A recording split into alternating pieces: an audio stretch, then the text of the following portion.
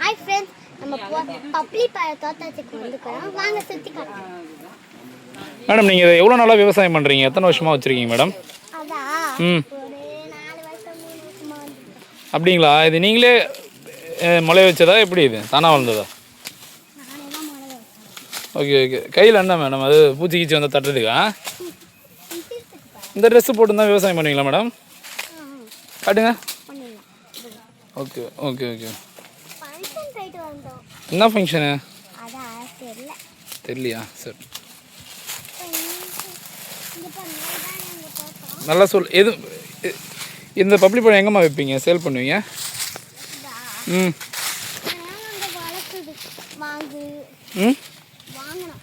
வாங்கினீங்களா? ம்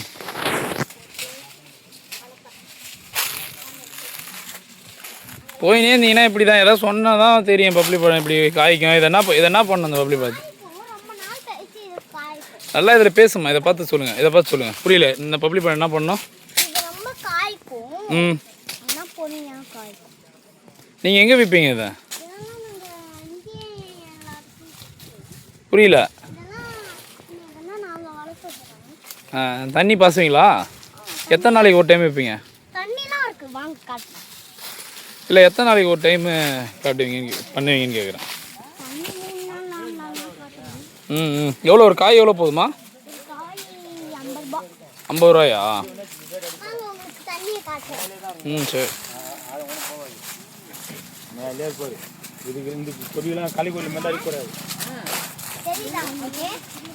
தெரியுதுமா? Okay okay.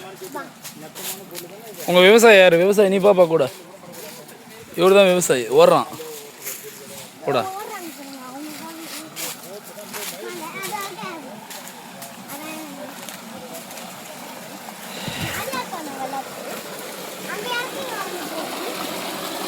அனைவருக்கும் வணக்கம் நண்பர்களே. நம்ம சித்தப்பா வீட்டுக்கு பார்த்தீங்கன்னா ஒரு ஃபங்க்ஷன் சொல்லிட்டு போயிருந்தோம். அதாவது பண்ருட்டி பக்கத்தில் புதுப்பேட்டை தாண்டி உறையூரில்.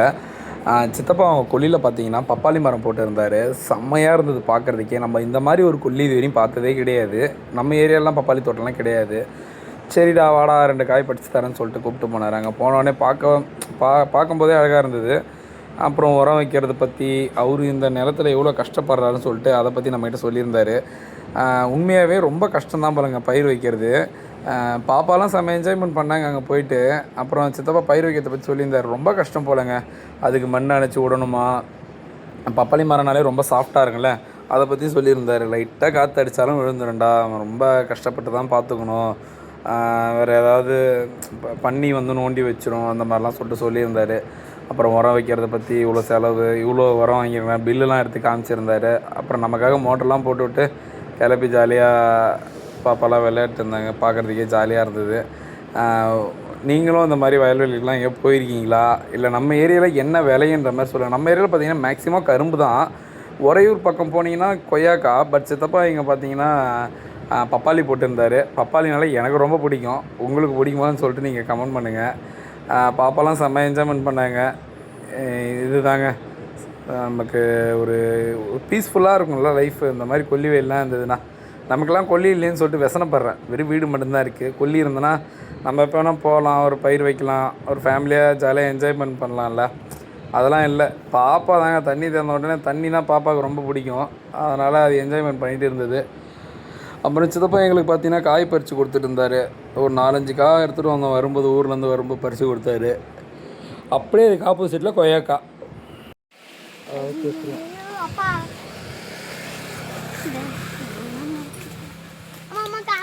இப்படிமா இதில்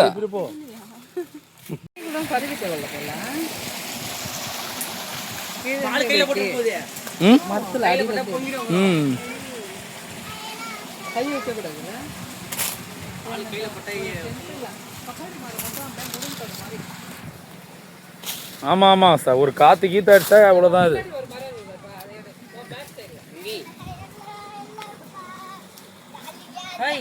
அங்கே நின்னுக்கிறீங்க.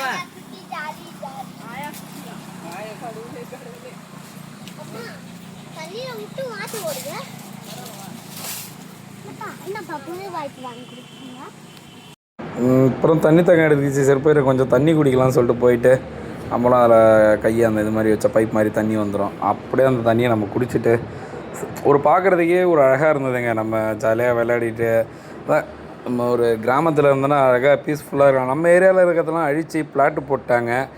இந்த மாதிரி நான் சின்ன வயசில் இருக்கும்போது இருந்தது தான். எங்கள் ஊர்லாம் மோட்டர் கொட்டா எல்லாமே இருந்தது தான். எல்லாமே அதிகமாக இருந்தது. போனால் எங்கே வேணால் குளிக்கலாம் அப்படி இருந்தது. இப்போ எல்லாத்தையுமே அழிச்சிக்கிட்டு வராங்க.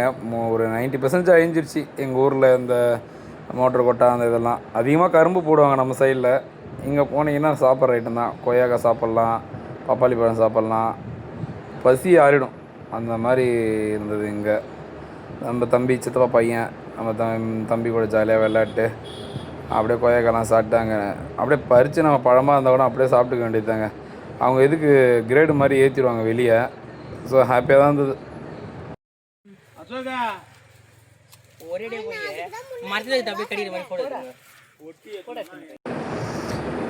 நல்லா பார்க்குறதுக்கே ரொம்ப பீஸ்ஃபுல்லாக அந்த கொய்யாக்காய்லாம் கிட்டக்கிட்டே. அங்கே பார்த்தீங்கன்னா பப்பளி பழம் கிட்டக்கிட்டே கிடச்சிது. இங்கே நம்ம எவ்வளோ கொய்யாக்காய் வேணால் அன்லிமிட்டடாக சாப்பிட்டுக்கலாம்.